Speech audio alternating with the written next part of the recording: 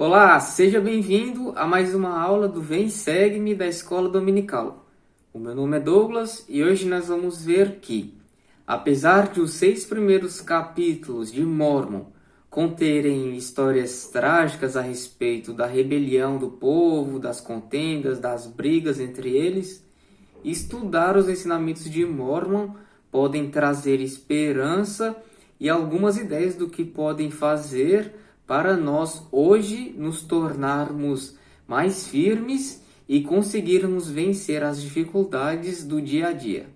Antes da gente abordar mais sobre os 6 primeiros capítulos de Mórmon, nós precisamos relembrar um pouco o que nós vimos nas últimas aulas, em especial o que nós lemos no quarto livro de Nefe. Então, esse Nefe era filho de Nefe também, que era um dos discípulos de Jesus Cristo.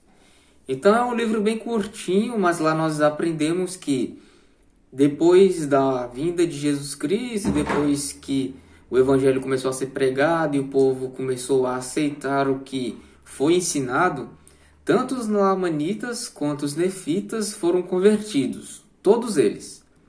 Só que se passou 200 anos e depois desses 200 anos começou a haver dissensões entre eles.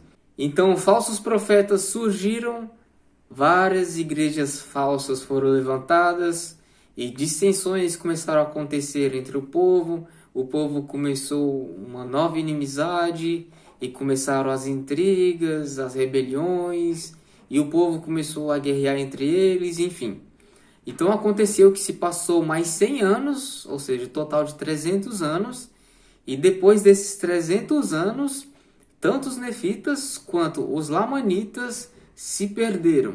Todos eles caíram em iniquidade, esqueceram do que haviam sido ensinados pelos seus antepassados, o que os missionários que foram designados por Cristo ensinou, foi tudo perdido, enfim. Entretanto, havia um homem chamado Amaron, que era um homem responsável e temente ao Senhor. Coube a ele uma obrigação que era de esconder os registros daquilo que foi passado pelos seus antepassados, aquilo que continha as escrituras sagradas, a comunicação entre Deus e o povo, enfim. Então Amaron se encarregou de esconder esses registros para que eles não fossem perdidos e para que no devido tempo eles fossem tomados por outra pessoa que fosse também responsável e que pudesse dar continuidade aos registros e pudesse fazer os escritos que a gente conhece hoje como as escrituras sagradas. Então aconteceu que se passou algum tempo e esse mesmo homem que se encarregou de esconder os registros para que eles fossem preservados de forma que eles pudessem ser entregues a uma pessoa também tão responsável quanto ele e que pudesse dar seguimento ao que havia sido escrito, aconteceu. Então, Amaron encontrou Mórmon, que era filho do outro Mórmon, e ele deu continuidade aos registros. Primeiro, ele soube a respeito dos registros quando ele tinha apenas 10 anos de idade. Então, Amaron falou para ele: Mórmon, você tem 10 anos de idade, como é óbvio, você não tem idade suficiente para tratar desses assuntos por agora, mas quando você tiver uma idade aproximada dos 24 anos, você vai lá ter aqueles registros que foram passados por nossos antepassados, que contém as escrituras e tudo isso, e você vai pegar uma parte dele e continuar a escrever. Você vai dar continuidade aos escritos e a outra parte deve permanecer lá a salvo. E aconteceu que nesse meio termo, como é óbvio, nova guerra entre os lamanitas e os nefitas aconteceu. E dessa vez a carnificina foi tão grande que varreu toda a terra em guerra. E isso é uma coisa bem ruim nos registros do livro de Mórmon, porque é algo recorrente, as guerras, as disputas entre eles. Mas o que nós podemos aprender de imediato com isso é que, quando o povo se esquece de Deus e abandona seus ensinamentos, a primeira coisa que acontece para o povo é a dissensão entre eles. Como Cristo ensinou, uma casa dividida contra si mesmo não pode subsistir. Ou seja, quando nós lemos essas histórias, nós aprendemos algo de imediato. Primeiro que, ao povo se afastar dos ensinamentos que foram passados, tanto os nefitas como os lamanitas nesse caso, porque ambos haviam sido convertidos, ou seja, todo o povo lamanita como nefita haviam sido convertidos. Então, tecnicamente, eles já não deveriam ser um povo separado, deveriam ser um povo só, ainda com as suas diferenças e por causa dos anos, mas com culturas diferentes, mesmo assim, deveriam ser um povo só, um povo unido. Acontece que, infelizmente, não é isso que nós lemos nas Escrituras. Recorrentemente, nós vemos dissensões, guerras e conflitos entre esses dois povos, entre essas duas nações. Então aconteceu que Mormon, mesmo tendo pouca idade, ainda com 16 anos de idade, sendo um homem alto, de grande estatura, ele foi designado como capitão do exército nefita. E mesmo tão jovem, nós podemos aprender que, embora às vezes a gente se sinta um pouco inapto a executar algumas ordens vindas do Senhor, nós precisamos fazê-lo. Porque, com certeza, o Senhor só prepara algo para que nós possamos fazer, se Ele houver preparado também uma maneira disso ser feito. Então, com a leitura do capítulo 1 e do capítulo 2 de Mormon, nós já conseguimos ter uma ideia do que seria para todo o registro de Mormon. E a pergunta que fica é: podemos viver em retidão mesmo em meio a tanta iniquidade à nossa volta? Com certeza a resposta é sim. Veja o que o presidente Hinckley disse a respeito disso. Vivam sua vida de acordo com os princípios do Evangelho.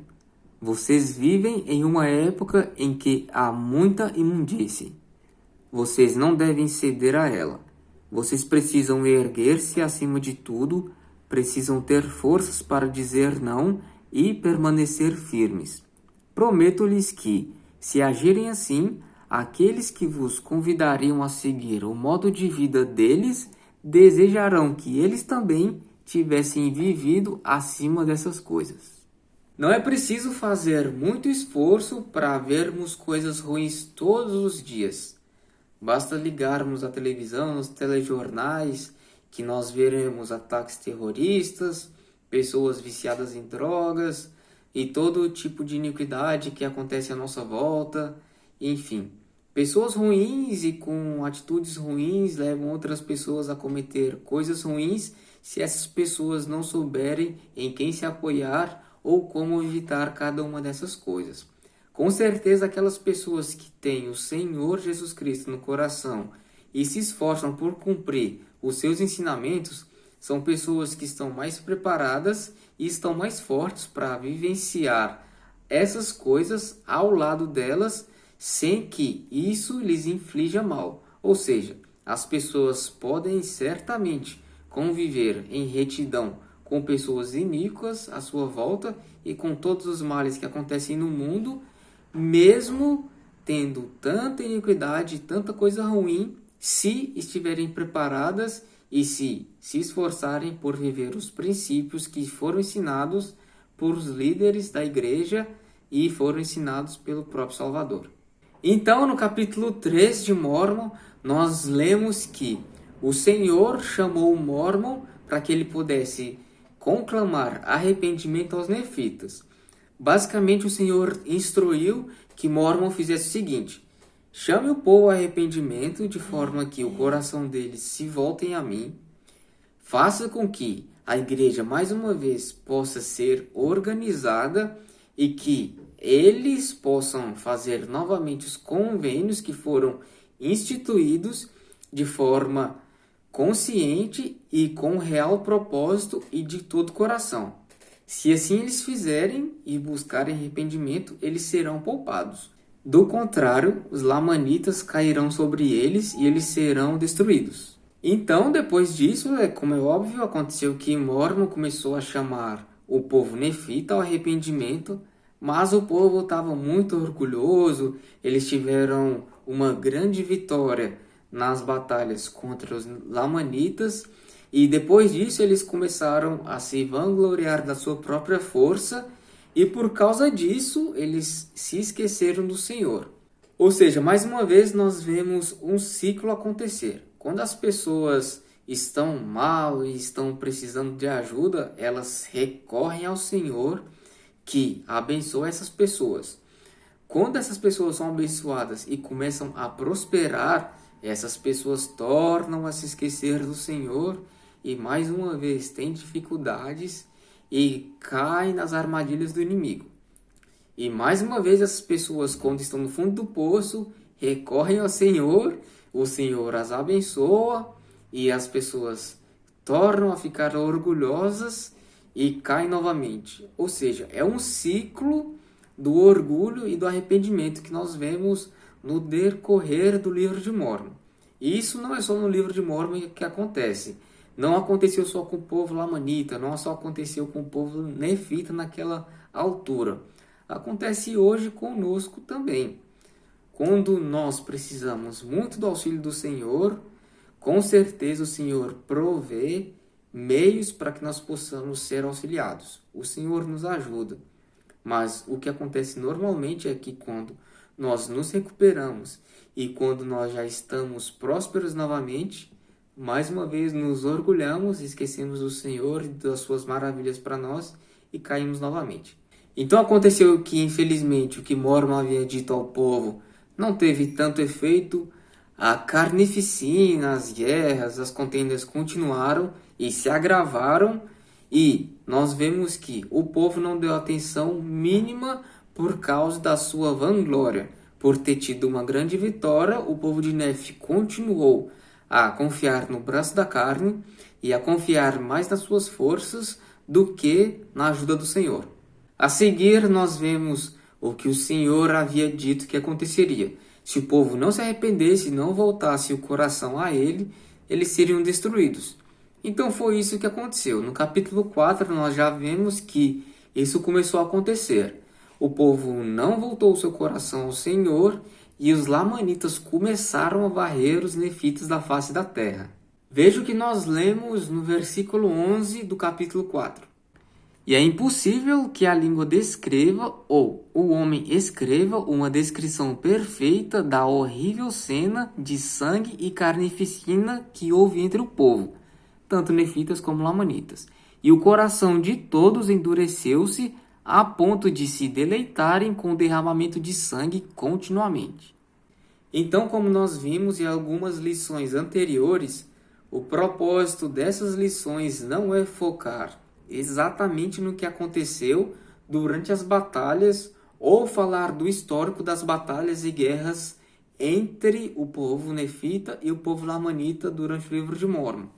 Mas nós podemos retirar de cada um desses trechos, apesar de serem coisas ruins, nós podemos tirar dali sempre coisas muito boas e positivas e mensagens de esperança. Isso porque o Senhor deixou claro sempre: quando o povo se arrepende e volta o coração a Ele, o povo é perdoado e o Senhor não mais se lembra das suas iniquidades.